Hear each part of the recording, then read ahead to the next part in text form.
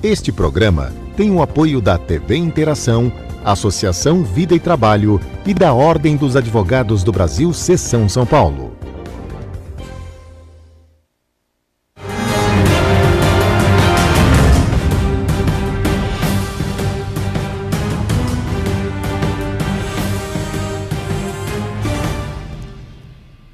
Alô, amigos, bem-vindos ao Gente que Fala. Estamos na TV aberta, canal 9 da NET, canais 8 e 186 da Vivo. Estamos na Rádio Trianon, AM 740 São Paulo. Estamos na Rádio Universal, AM 810 Santos. Estamos no estúdio da TV aberta, transmitindo pela nossa fanpage, facebook.com/programa Gente que Fala. Estamos ainda na TV Guarulhos, canal 3 da NET, em Guarulhos, 11h30 da noite. Nosso blog, gentequefala.com.br.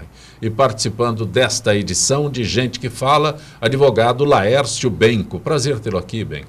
Prazer é todo meu, Zanco Pé, prazer em revê-lo, cumprimentando aqui todos os telespectadores, todos os ouvintes, todos os internautas que nos acompanham aqui, é um grande prazer. Laércio Benco, advogado, área tributarista. Novo governo, tem alguma luzinha para a área tributarista? Eu vou reformular a pergunta. Quando se fala em reformas, né? Quando se fala as reformas, reforma da Previdência, reforma política, reforma trabalhista, todas elas acontecendo ou não, importante que se comece por uma reforma tributária. Sem dúvida, a reforma tributária ela é um dos pilares necessários para o Brasil poder voltar a crescer, para ter uma estabilidade quando cresce. O Brasil não cresceu mais no plano real, porque não tinha um quadro tributário bem estabelecido, poderia ter crescido mais ainda. Não cresceu mais em alguns momentos do governo Lula, que também foram positivos, mas porque ninguém teve a coragem de fazer uma reforma tributária como se deveria. Mas nos próximos momentos, acredito que o Brasil ele tenha que sedimentar sua estabilidade política. Vamos aí acompanhar a posse de toda a equipe que já está atuando aí no governo. Vamos ver esse desenrolar aí de como a nova equipe de governo em todos os sentidos vão trabalhar, onde nós temos aí um tripé escolhido pelo presidente Bolsonaro: Sérgio Moro, Paulo Guedes e o general Mourão, que cuida da parte das Forças Armadas. Eu acredito que enquanto esse tripé estiver funcionando junto e firme, nós vamos ter um aquecimento econômico e o Brasil vai poder voltar a crescer, vai poder se recuperar.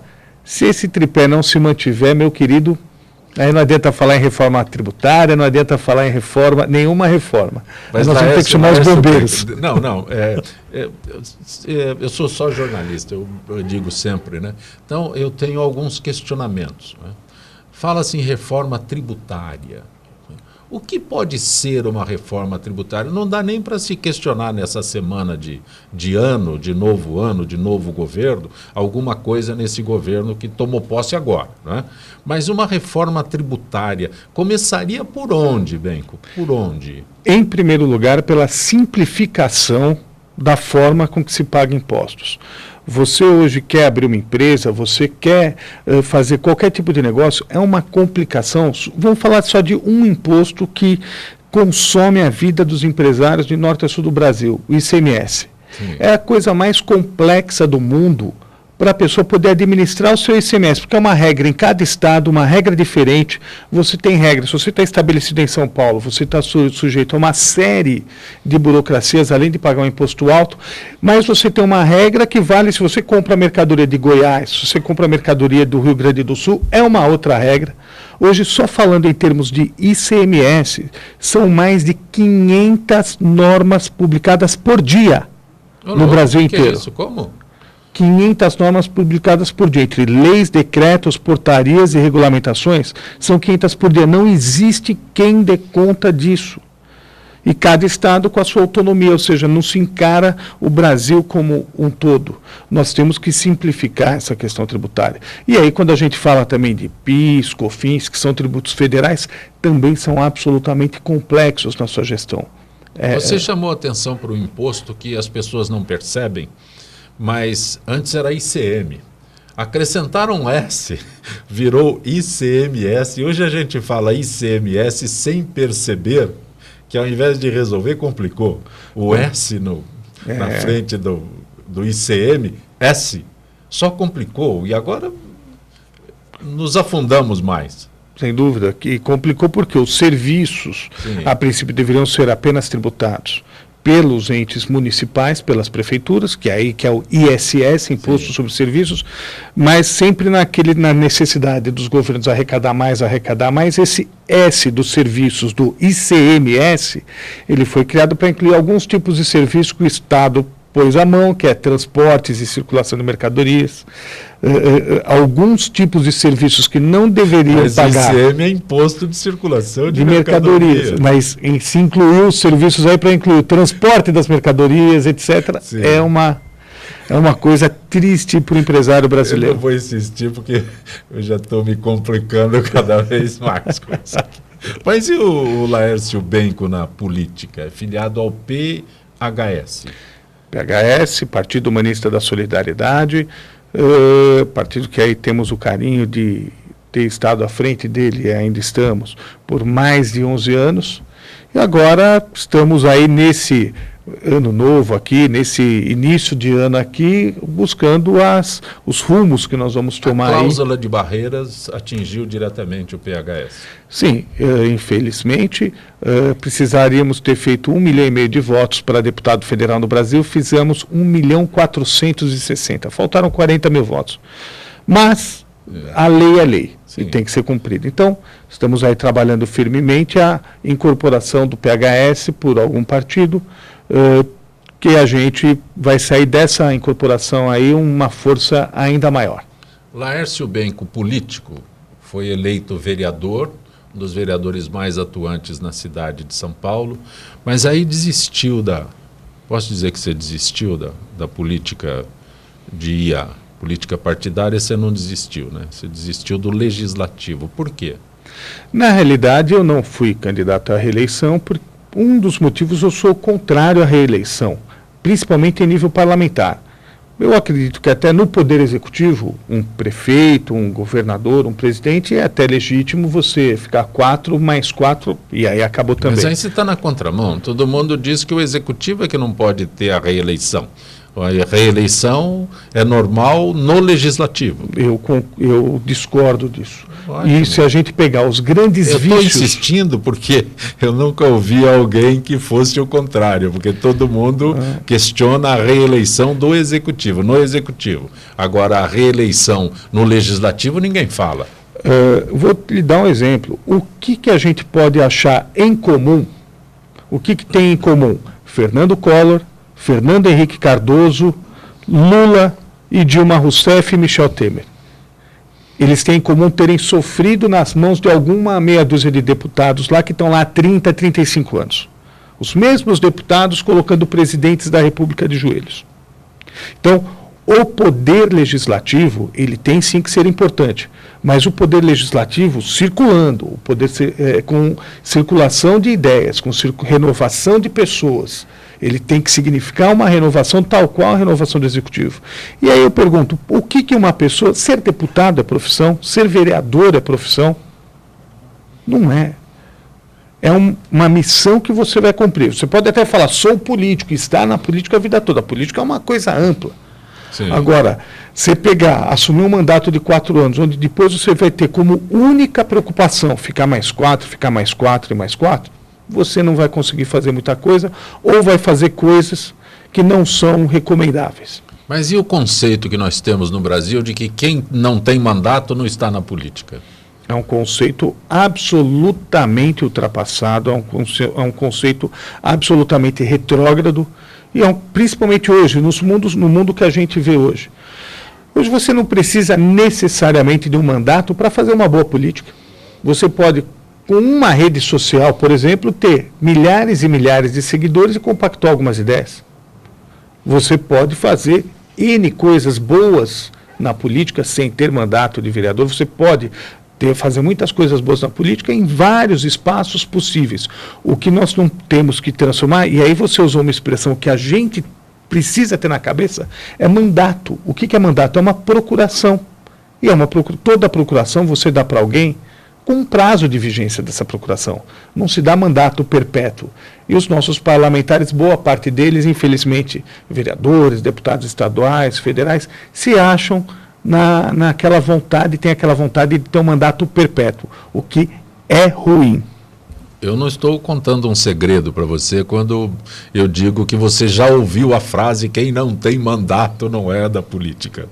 Quantas vezes você ouviu isso? Muitas vezes. Eu não estou contando nenhuma novidade para você, por isso esse questionamento.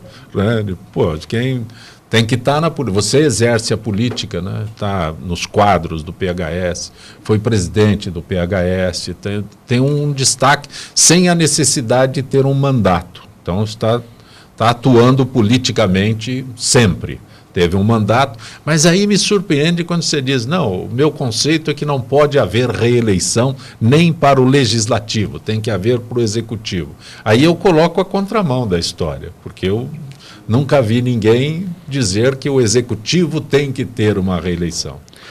Deixa eu acrescentar um detalhe: acho que é correto que o executivo tenha uma reeleição, porque em casos aqui em São Paulo específicos, né, o Haddad recentemente foi cassado pela população, a Marta foi cassada pela população, né, porque aí sim não gostei do mandato deste prefeito, ele não serve como prefeito, então acho correto quando existe essa atitude da população.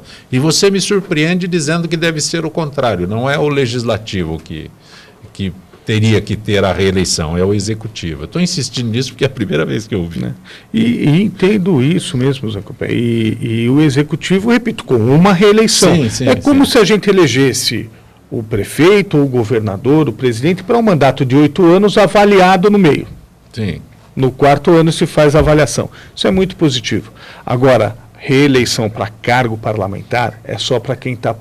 Aquele que toma posse de um cargo parlamentar preocupado em ficar mais 4 anos, isso significa que ele não tem a essência e o espírito verdadeiro de um cargo parlamentar.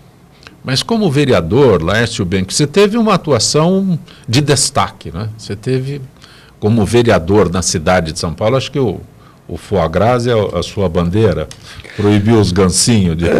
Eu diria assim, não que seja uma bandeira, foi um dos, apresentei mais de 200 projetos de lei, foi um que chamou muita atenção da imprensa, gerou uma pauta até meio, não era nem esse tanto o objetivo, mas acabou chamando bastante atenção da imprensa. Como você outros trabalhos dos gancinhos? Na realidade, explica, não é... Né? Eu estou brincando, sendo irônico e tal, mas explica o conceito, né? O ganso, ele é alterado, né? A sua constituição. Você tem o foie gras, o que é? Ele é o fígado gordo. Sim. Em especial do ganso e do pato. Isso que faz ser um prato tão apreciado, um fígado gordo. Só que existem muitos lugares para se produzir isso, se faz a engorda forçada dessa ave.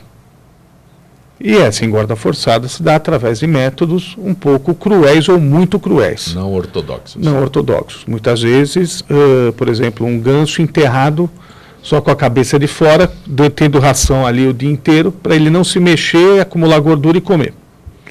Então, e essa bandeira eu chamei por quê? Porque em algum momento também fui muito criticado por ambientalistas, por pessoas que defendem radicalmente os animais, o que eu respeito muito, acho que temos que ter sim a defesa dos animais, mas por conta de uma crença que eu tinha de tolerância religiosa, onde eu defendia o direito de algumas religiões de matriz africana a fazer a imolação de uma galinha para oferecer, fazer essa oferta. E falando, olha, uma coisa é a imolação, você não vai no McDonald's, quem vai no McDonald's comer nuggets, quem come qualquer frango, qualquer carne, aquele bicho, ninguém acha que o frango ou o boi chega e fala, não, ó, sou candidato a suicídio aqui, eu quero ser abatido para virar... Não, o animal é morto. Então nós temos uma sociedade com 99% de pessoas comendo direto e indiretamente carne, tendo algumas pessoas que naquela época faziam muito terrorismo em relação a isso, e eu falei, não, quer ver o que é crueldade? Crueldade é o foie gras. Ninguém precisa comer foie gras. E olha a crueldade que se faz com esse animal. Então eu quis mostrar o quê? Eu quis mostrar uma diversidade de pensamento. Você não tem que ser nem tanto radical de um lado como radical de outro. Só que aí acabou chamando a atenção o nome foie gras, a questão, muitos chefes de restaurante se sentiram pessoalmente atingidos quando não foi um cardápio sofisticado. E é um mercado aqui no Brasil praticamente inexistente. Não se tem, se você vai em São Paulo, que é a capital mundial, a capital do hemisfério sul da gastronomia, você tem o que aqui em São Paulo? Uns 40, 50 restaurantes que sirvam foie gras? Não passa muito disso. Uhum. Então, foi mais para se discutir uma tese, um conceito de o que é efetivamente a crueldade, de outras coisas para a gente... Porque eu acho que o gostoso da política é isso, é você não ter uma posição simples, sou a favor ou sou contra, sim, não. Você tem que tudo na política é discutir, é debater, é ter conceitos ampliados. Não é, não, sou a favor ou sou contra. Isso é muito pobre, é uma política que a gente não deve fazer. Como é que um torcedor palmeirense organizou uma CPI das torcidas organizadas? Porque havia... Instituiu, né? Não organizou. Instituímos essa CPI das torcidas organizadas porque, primeiro motivo, havia tal qual, a gente citou aqui no exemplo do foie gras, muita demagogia sobre o assunto. Qualquer problema que acontecia de violência de torcidas em qualquer lugar, se culpava exclusivamente as torcidas. E qualquer problema que acontecia no futebol, as torcidas eram tratadas como culpadas.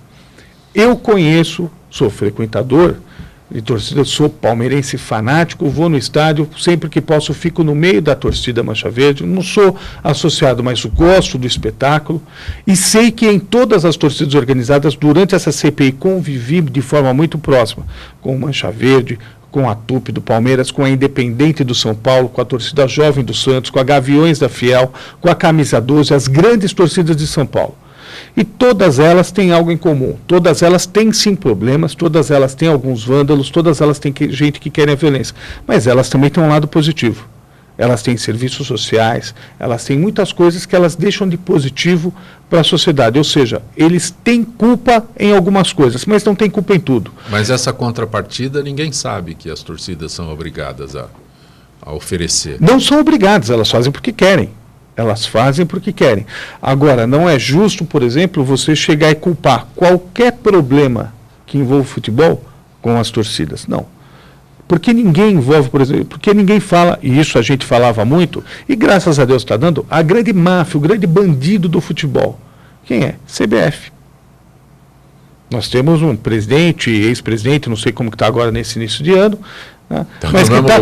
Mas que está com prisão decretada. Se ele sair do país, ele é preso. Isso é um bandido. Isso é bandido. Federação Paulista de Futebol é um antro de bandidagem. É um antro de bandidagem, onde você tem lá pseudo-palmeirense, pseudo-corintiano, pseudo-são paulino, se preocupando com tudo menos com os seus times. Então, aí que estão, eu garanto para vocês, torcida organizada, tem sim bandido, tem que se investigar, mas tem gente boa e gente ruim. Agora, o que é difícil achar é gente boa nas federações e nas confederações de futebol. Você não exagerou com o dia do torcedor palmeirense? Isso, agora é tudo festa, agora isso é uma alegria. Um gesto. E foi num momento difícil. Eu apresentei o projeto de lei, em 2013 o Palmeiras estava na Série B.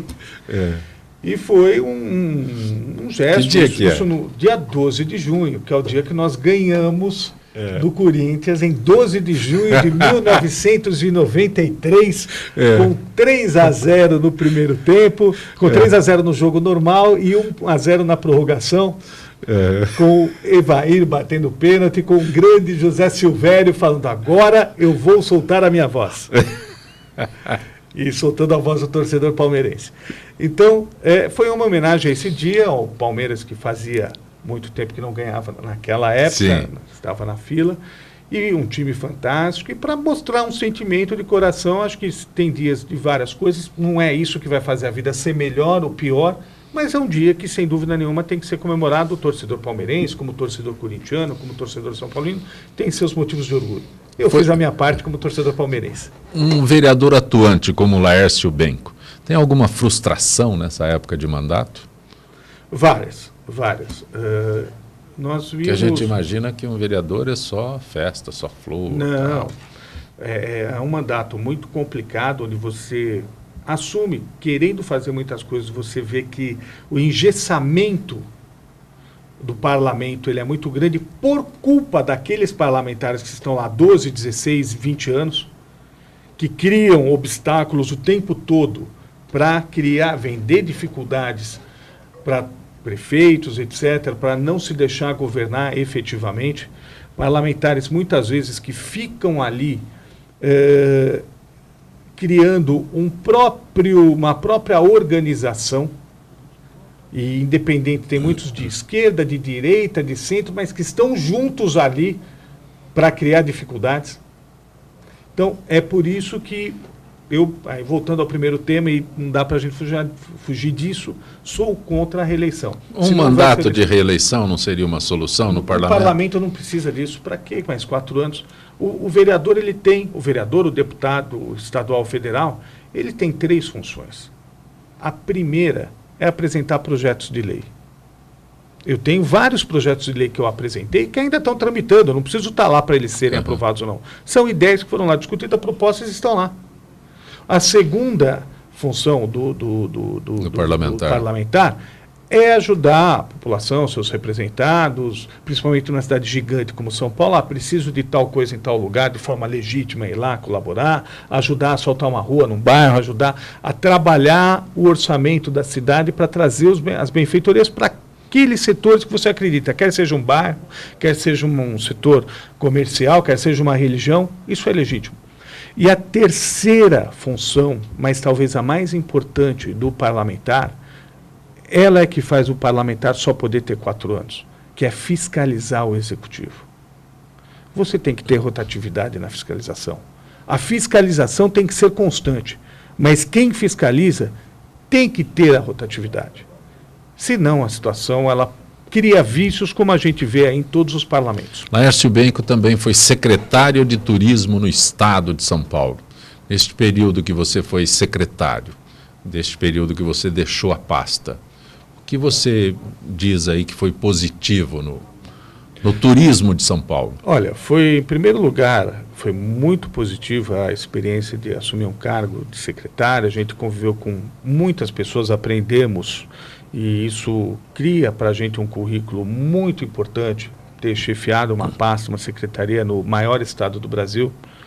O governador Geraldo Alckmin fazia uma brincadeira sempre comigo, e ele tinha razão, de uma certa forma, porque o turismo é algo muito gostoso. Ele falava, olha, Benco, secretaria de turismo devia pagar para ser secretário, não devia nem receber salário.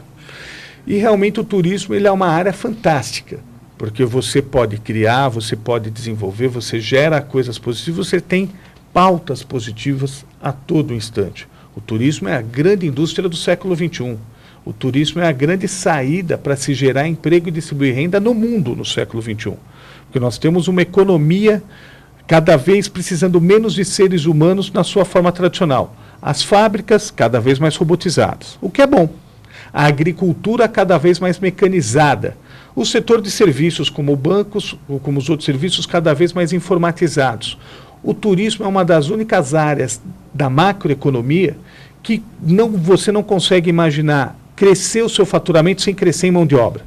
Então isso, além do turismo ser diretamente importante na economia, ele é importante nessa outra situação que é gerar emprego e distribuir renda. E por que é tão difícil o turismo no Brasil? Por falta de um pensamento conjunto, de se entender o turismo como uma forma de articulação conjunta. Ninguém vai, por exemplo, um turista em potência, vamos imaginar um turista da América do Sul que venha para o Brasil, venha para São Paulo. Ele pode vir para São Paulo, ele não vem para ficar no Guarujá, ele não vem para ficar em Campos do Jordão, ele vem para ver algumas coisas. Pode vir para ver uma praia, para sentir um clima de montanha, para conhecer pontos importantes aqui na cidade de São Paulo. É esse o conceito do produto turístico que o Brasil não tem. Fica tal, a cidade tal com a sua secretaria de turismo mostrando só suas coisas, a outra cidade. E esse papel de articulação que cabe ao governo federal e ao governo do estado de criar os produtos turísticos para o turista, que o turista ele nada mais compra do que um produto. O destino turístico ele é uma parte desse produto. Nesse destino turístico você tem que ter uma marca, você tem que ter... Vamos imaginar, qual que é o maior produto turístico do mundo? É um rato. As pessoas vão para ver o Mickey Mouse, vão para os Estados Unidos para ver o Mickey Mouse. Aí você fala, eu vou para onde? Vou para a Disney. Mas peraí, a Disney fica onde?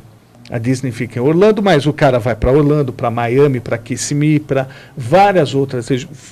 Ele vai atrás de um produto específico e gera toda essa riqueza. Esse conceito que nós ainda não criamos, nós não temos esse produto. Nós precisamos criar os produtos turísticos, as marcas. Nossas praias são lindas, mas precisamos criar uma marca. Nós precisamos associar isso a uma marca para vender. Nós temos produtos turísticos. Campos do Jordão é fantástica, a coisa mais linda do mundo, todos conhecem. Clima, uma gastronomia maravilhosa, um lugar maravilhoso. Mas se precisa criar um produto para a pessoa poder estar em Campos do Jordão, mas ela ter um pacote, ela dá uma esticada para Ilhabela, que são 2 horas apenas, ou ela desce a serra e já está ali no litoral norte, Ilhabela, Ubatuba, Caraguatatuba. Fazer esse produto turístico, esse roteiro, essa forma para se vender esses produtos. Mas, Benco, você citou Ilhabela. Se eu moro em Ilhabela, eu não gosto do turista.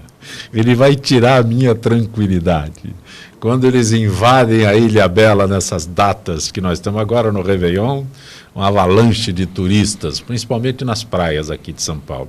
Eu moro numa praia dessas, eu moro num local desses, eu não gosto de turista. Esse é um caso que a gente contava muito quando estava na secretaria, do frentista do posto de gasolina da cidade que não gostava de turista. Sim. E ele sempre dava orientação errada. Via que era turista, ele dava orientação errada só para chegar e falar, pô, esse cara não me interessa, esse cara a gente não é da cidade, vem aqui atrapalhar, vem encher o saco e tal. Até o momento em que o posto de gasolina entrou em crise por falta de cliente e teve que fechar. E o dono falava, se tivesse mais turista aqui, você estaria com seu emprego mantido. Ilhabela, para pegar um exemplo, vamos pegar 2 exemplos que a gente citou aqui. Campos do Jordão e Ilhabela não existem se não for o turismo. Se proibir a entrada de turista por 60 dias, Campos do Jordão e Ilhabela viram cidades fantasmas. Sim. Elas dependem, os Mas habitantes a colocação dependem... que eu faço para você não é segredo para você que foi secretário de turismo. Eu não gosto de turista. Você vai em qualquer outro lugar, em qualquer outro país, os argentinos que são tão agressivos, eles têm um outro tratamento com o turista que nós não temos aqui. Nem somos mais o frentista de posto de gasolina do que aquele receptivo que deveria ser. E esse que é um trabalho que nós deixamos lá plantado, importante na Secretaria de Turismo, que é a capacitação dos agentes públicos. A capacitação dos agentes públicos para receber o turista, mostrando para o atendente da padaria, para o frentista, para a pessoa da farmácia, que todo turista ele vai numa cidade, ele tem que comprar um remédio para dor de cabeça, uma mulher compra um absorvente higiênico, é para entender que essa pessoa ela está aquecendo a economia da cidade, está ajudando a pagar o salário dela e que essa pessoa fomenta, sim, a economia da sua cidade. É de fundamental importância isso. Tem pontos em São Paulo que você, durante a tua administração à frente da pasta de turismo, você lembra imediatamente? Você lembrou de Campos do Jordão e Ilhabela. Existe uma correspondência entre os 2 pontos aí. Tem algum item que você, quando fala da Secretaria de Turismo, você fala, na minha gestão aconteceu isso?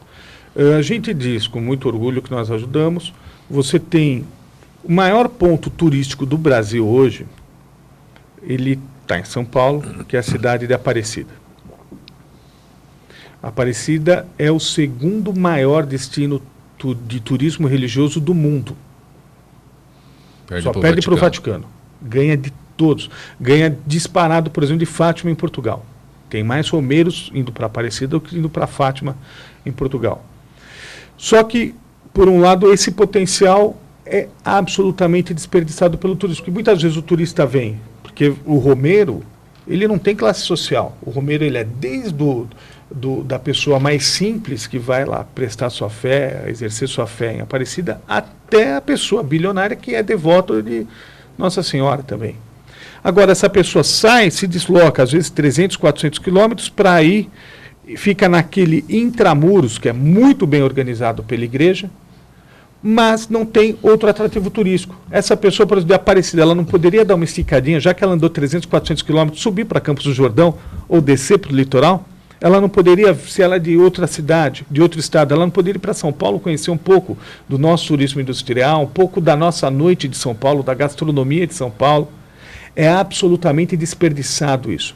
E uma das coisas, uma alavanca que a gente ajudou muito, foi apoiar o início das obras, a implantação das obras em Guaratinguetá, que é ali vizinho a Aparecida, que ali também está criando um santuário do primeiro santo brasileiro, Frei Galvão. Né? Então ali será já um polo em pouco tempo, onde já vai se criar uma sinergia de turismo, ou seja, o turista religioso, o romeiro, ele vai para Aparecida e já vai ter o que fazer numa cidade do lado. Ele vai lá, com certeza, também prestar uma devoção, conhecer um outro projeto que será tão suntuoso quanto o de Aparecida. O que é melhor e o importante que a economia, que o dinheiro, que o emprego, a renda, a boa energia vai acabar ficando aqui no estado de São Paulo. Nós estamos há uma semana só deste novo ano. Você já prospectou alguma coisa nestes novos governos que assumem, tanto federal quanto estadual? Federal, Bolsonaro surpreendeu a todos e é o presidente, já tomou posse. E boa sorte a ele, que Deus o proteja nessa cirurgia que ele vai fazer dia 10 aí, que o ilumine, que ele se restabeleça logo. E eu entendo que o primeiro passo o Bolsonaro já deu, que são esses 3 ministros que serão o tripé dele. Enquanto ele conseguir manter isso, administrar as vaidades internas, administrar uma série de situações, e esses 3 ministros que são muito diferentes entre si, Sérgio Moro, Paulo Guedes e General Mourão, que cuida de toda a parte militar, esses 3, cada um com a sua importância, tanto juntos em pé, eu acho que o Brasil vai bem. O que não pode é ter guerra entre os 3 e um dos 3 querer ficar muito mais forte e enfraquecer um, porque se algum cair, se algum desses 3 cair nesse primeiro ano de governo, seria muito ruim. Você acha que o Bolsonaro tem habilidade política? Ele está tendo. Ele está tendo. E isso eu falo com a isenção de quem não votou nele. Eu votei no primeiro turno no Álvaro Dias e no segundo turno eu infelizmente não consegui votar, porque eu estava em Goiânia, não consegui chegar a tempo em São Paulo, então não precisei tomar uma decisão que talvez seria muito complicada, porque eu teria que tomar, que eu sou contra o voto nulo, eu não pude estar em São Paulo. Sim. Mas o Bolsonaro tem se mostrado dentro daquilo que se esperava, ele está até acima da expectativa. Está sabendo ser fiel a algumas ideias que ele colocou, que você pode concordar ou não, mas foram propostas dele. Está sabendo dar um passo atrás em alguns momentos, em algumas outras situações. Está mostrando um pouco de sabedoria política, sim. Acho que... E montou um tripé maravilhoso. Só agora tem que manter. E São Paulo? Porque esses 3 têm problema. Tem um problema. São ótimos para serem nomeados, mas são pessoas que você não pode mais demitir. Sem dúvida alguma. Mas como é que é na política? Você não pode nomear alguém que você não pode demitir. Não possa demitir. Não é esse exatamente. O ditado, e esses 3 que ele jargão nomeou, básico da política? Torçamos todos que as coisas sejam tão boas que eles fiquem os 4 anos no mandato do Bolsonaro. Muito bem colocado, né? São pessoas que você não pode demitir. Né? E São Paulo? São Paulo, temos aí Surpreendeu o Dória ser eleito governador no estado de São Paulo, já que ele vinha de uma rejeição fantástica na cidade de São Paulo? Isso mostra a complexidade da eleição e principalmente a diferença da capital para o estado. Nós temos aí o ex-governador Márcio França, teve uma votação pujante na capital, 58% dos votos, uma votação muito forte no litoral, que é a área dele, mas no interior o Dória ganhou disparado. E isso, eu, por exemplo, quando tive a oportunidade de ser candidato a governador em 2014, e quando vimos o Geraldo Alckmin ganhar a eleição no primeiro turno, o Alckmin, quando se reelegeu governador em 2014, foi graças aos votos do interior. Sim. Na capital, ele não ganharia no primeiro turno, pelo contrário, ficaria um pouco longe da eleição ter sido decidida no primeiro turno. Então, o governador João Dória, ele foi o que primeiro entendeu no momento certo, essa importância de algumas cidades da base no interior de São Paulo. Sempre quem elegeu governador em São Paulo, nas últimas 5, 6 eleições, foi o interior. Deixa eu insistir contigo, você que é do PHS, né? Como é que é? Partido Humanista da Solidariedade. Partido Humanista da Solidariedade. Muito se fala em reforma política. Reforma política. Eu questiono, porque quem faz a reforma seria o político, né? Então acho que ele não vai reformar nada, porque não é o político como você que tem filiação partidária, se dedica, discute. É o que tem mandato. É o que tem mandato que vai propor e vai sacramentar uma reforma política. Então eu não acredito em reforma política no nosso país, porque se eu sou político, eu estou no mandato, eu posso tomar uma decisão que vai me prejudicar, eu não faço. Eu estou repetindo para você o que você já ouviu, já vivenciou um monte de vezes.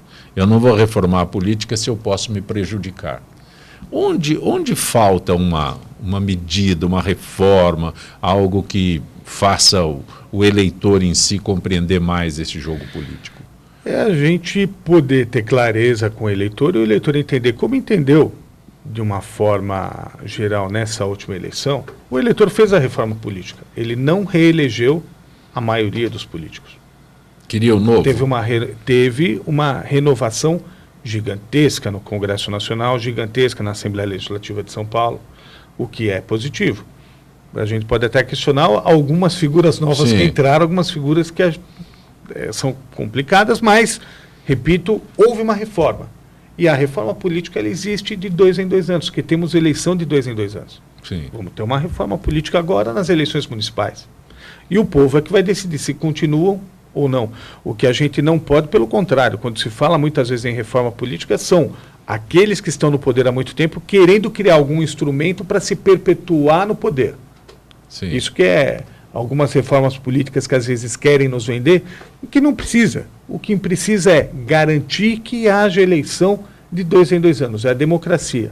E aperfeiçoar o sistema em algumas situações, como por exemplo nós tivemos essa questão da cláusula de barreira. Importante. Nós não passamos a cláusula de barreira, mas não é porque nós não passamos que nós criticamos. Não, faz sentido. Tinha muito partido, tem que dar uma enxugada. Mas também não se pode falar, não, vamos ter uma reforma política para ter apenas 2 ou 3 partidos. Jamais. Você chegar da forma que essa cláusula de barreira está na próxima eleição, daqui em 2022, vai se afunilar mais. Se imagina daqui a 10 anos a gente ter no Brasil de 8 a 10 partidos, o que está ótimo. Nessa última eleição, 35 partidos, né, viabilizaram candidaturas, vamos colocar dessa forma. A cláusula de barreira atingiu diretamente o PHS, atingiu outros partidos também. Mas essa cláusula de barreira, aí eu insisto na reforma política, ela foi contida já há alguns anos. Ela atingiria diretamente um partido paparicado, né? Atingiria um cacique dessa paparicação, e ela foi vetada, ela foi esquecida. A primeira cláusula de barreira, ela foi esquecida. Como esse cidadão mudou de partido, o partido deixou de ser interessante e a cláusula de barreira valeu. Atingiu o PHS, repito, atingiu outros partidos também. Mas e aqueles que ainda estão na fila, o que acontece? Acredito que não há... Se cria o partido, mas tem que ser um partido bom o suficiente para bater voto. O que acontece com a PHS que não passou na prova da cláusula de barreira? O que acontece? Nós, possivelmente, ainda no mês de janeiro, seremos incorporados por outro partido e estamos em conversações para isso. Faremos parte da nossa turma, nosso 1.460.000 votos para deputado federal, nossos 2 senadores eleitos, nossa bancada de mais de... Senador não vale nada na cláusula de barreira? Não, é voto para deputado federal. Sim. É só voto para deputado federal. Qualquer critério, isso tem um sentido técnico positivo na Constituição. O representante do povo é o deputado federal. Sim, sim. O senador ele é o representante do Estado. Então, nesse ponto faz um pouco de sentido. Então, nós não passamos por essa cláusula de barreira e estamos sendo incorporados, seremos incorporados por um outro partido que passou. E daí vai surgir uma força, esse 1.460.000 votos que o partido fez se somarão aos outros milhões de votos, onde haverá os deputados, uma A bancada incorporação grande de só deputados. pode acontecer com um partido que tenha superado a cláusula de barreira. No meu dessa entendimento, forma? sim. No meu É dessa entendimento, forma? sim. Alguns outros partidos estão querendo juntar partido que não passou com outro partido que não passou. Eu entendo que isso não é viável. É igual um imóvel. Você tem uma matrícula de imóvel que incorpora. E aí você pode incorporar um imóvel ao lado e esse imóvel fazer parte dessa matrícula. Se eu tenho 2 imóveis sem matrícula, um não tem matrícula, eu vou incorporar qual em quem? Então Sim. você tem que ter uma base. Então nós temos que ter a humildade e a sabedoria de saber, houve uma regra, não cumprimos a exigência dessa regra, ponto. Mas o importante é cumpra-se sempre as regras. E se o PHS permanecer? Qual é a situação? É isso que eu gostaria de entender melhor. Se o PHS permanecer, ele permanece sem ter direito a tempo de TV, sem ter direito a fundo eleitoral, sem ter direito a uma série de coisas que são fundamentais para ter um mínimo de chance na disputa de qualquer eleição. Que viabiliza um partido numa eleição sem próxima. Dúvida, numa próxima eleição. É essa a situação. Fica... Deixa eu mudar completamente de assunto aqui. O que é a Associação Brasileira dos Contribuintes? Como advogado tributarista, nós montamos essa associação para orientar e defender pessoas que sofrem abusos de 2 entes, muitas vezes perversos. O governo, na cobrança de imposto. O governo é um sócio majoritário. E muitas vezes comete muitos abusos e também faz parte do escopo dessa associação defender muitas pessoas que sofrem abusos de bancos. Que é outra. Não. Que é outra. Que novidade é essa? É complicadíssimo. Abuso de banco é ótimo. Que abuso de banco? O que é um abuso de banco? Não, é advogado, se pode esclarecer melhor. Um detalhe que é um abuso absurdo de banco. Eu duvido algum telespectador, ouvinte ou internauta, ou você mesmo, a última vez que você teve um empréstimo liberado num banco, qualquer operação financeira. Eu duvido que você não tenha tido essa operação financeira liberada vinculada, não. Você vai comprar um consórcio também, você vai comprar um plano de saúde, você vai comprar um título de capitalização. Não tem ninguém que...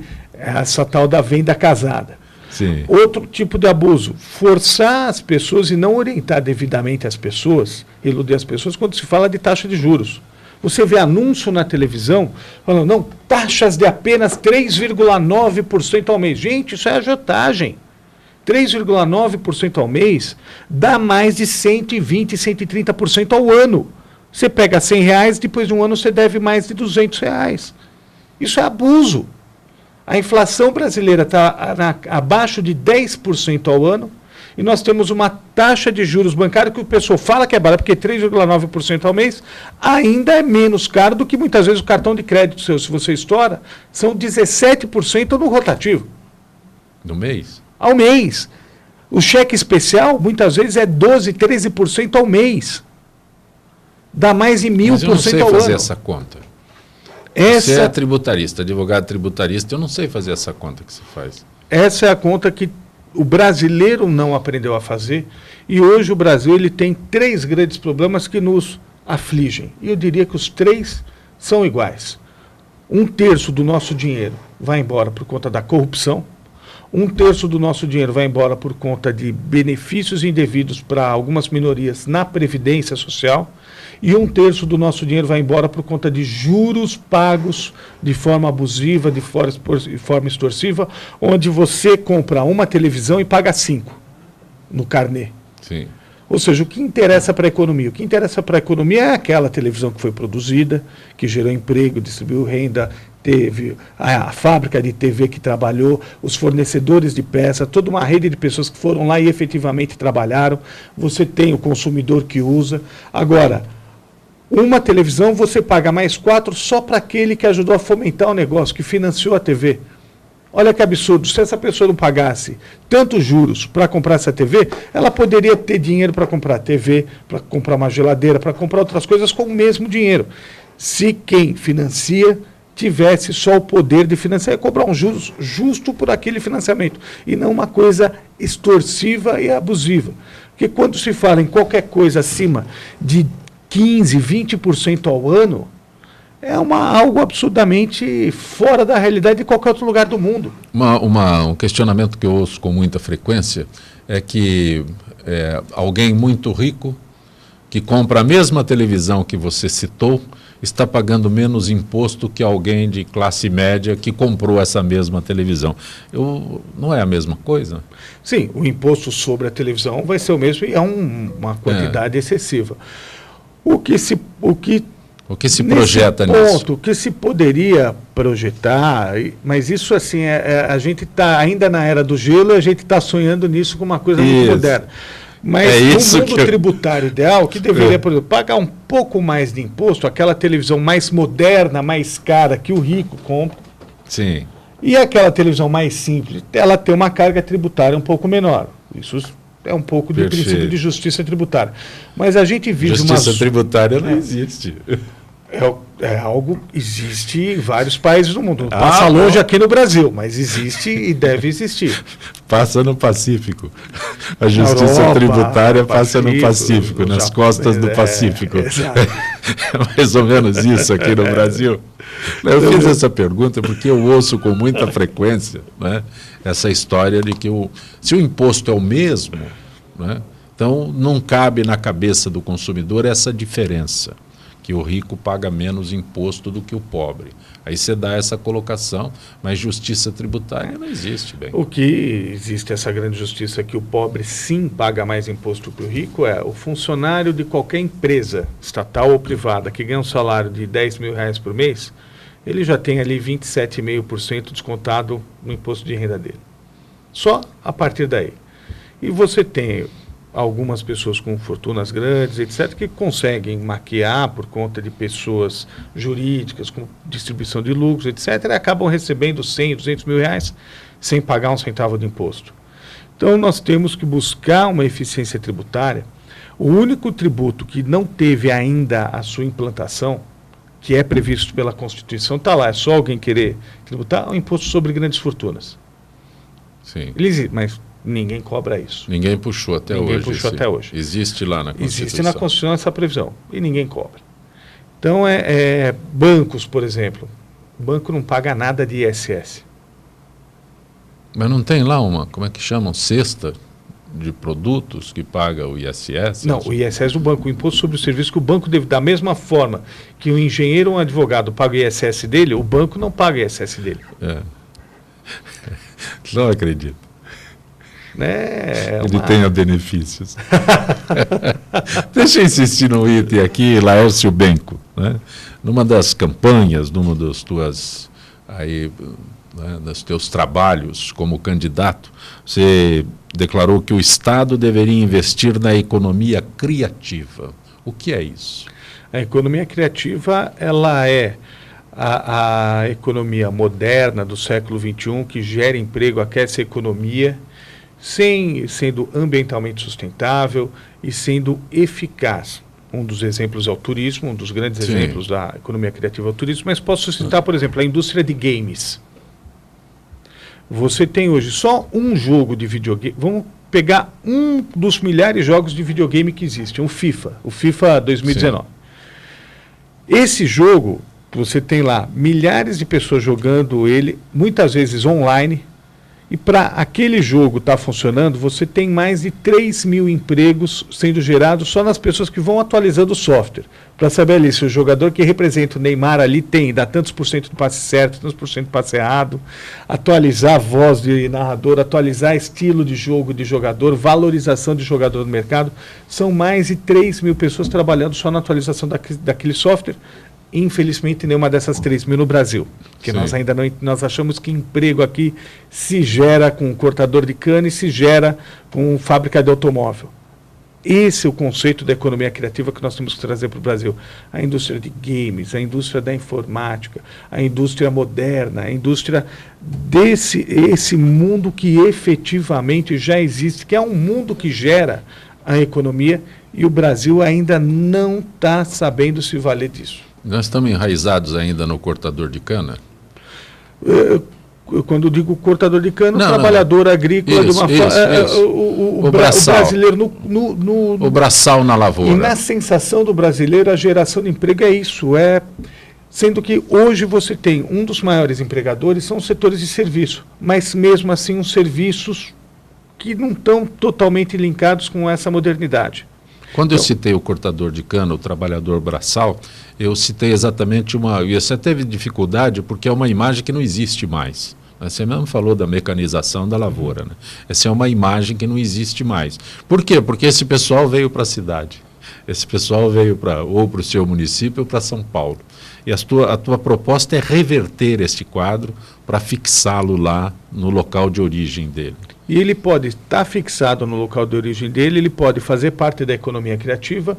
Hoje você não precisa ter grandes deslocamentos para trabalhar. Num lugar onde você tem uma banda larga de internet, que você consiga produzir suas ideias, produzir o seu trabalho e efetivamente realizar, se você está na área mais periférica, ou na área rural, ou no centro da cidade, isso não importa. Mas não é uma realidade distante ainda para o Brasil? Não, isso vamos imaginar já uma realidade diferente para o mundo. Vamos imaginar um cenário de 30 anos atrás, você ia em agência de qualquer banco. Uma agência de um banco você não conseguia imaginar funcionando com menos de 100, 150 funcionários. Hoje numa agência tem 4, 5 funcionários, uns 4, 5 estagiários só. Isso é uma grande agência. O que nos afeta? Isso é uma grande agência. O Brasil, nós temos pago no Brasil o preço ruim da modernização, mas não temos colhido os bons frutos dessa modernização ainda. Por isso que a gente tem que brigar por essa questão da economia criativa no Brasil. Nós estamos chegando ao final deste agradável bate-papo. 2019, já estamos em 2019. Parou para pensar um pouco 2019? Pare para pensar, todos nós oremos do fundo do coração em prol da saúde. A tua respirada aí foi ótima. Presidente Bolsonaro, que se recupere em breve dessa cirurgia, que esteja forte aí para honrar o mandato que foi otorgado pelos brasileiros aí. E é um ano que sujeito a fortes emoções, como em todos os brasileiros, mas pelo menos há algo que não havia antes. Pelo menos uma esperança. Nós não tivemos, com a guerra sórdida que foi a campanha de 2014, naquele fim de tiroteio desvairado entre Dilma Rousseff e Aécio Neves, e os dois terminaram da forma que terminaram, mas o Brasil viveu 2015, 2016, 2017, triste, sem um norte político. Tivemos aqui uma eleição no ano passado, agora em 2018, que não foi das mais bonitas em termos de comportamento dos políticos. Mas foi uma eleição onde a maioria daqueles que foram eleitos, pelo menos, vão poder começar a governar, efetivamente. Torçamos para que eles governem bem. Agradeço ao advogado Laércio Benck, que participou desta edição de Gente que Fala. Estaremos de volta amanhã, sempre com direção do jornalista Fausto Camunha. Gratos, até lá. Muito bom.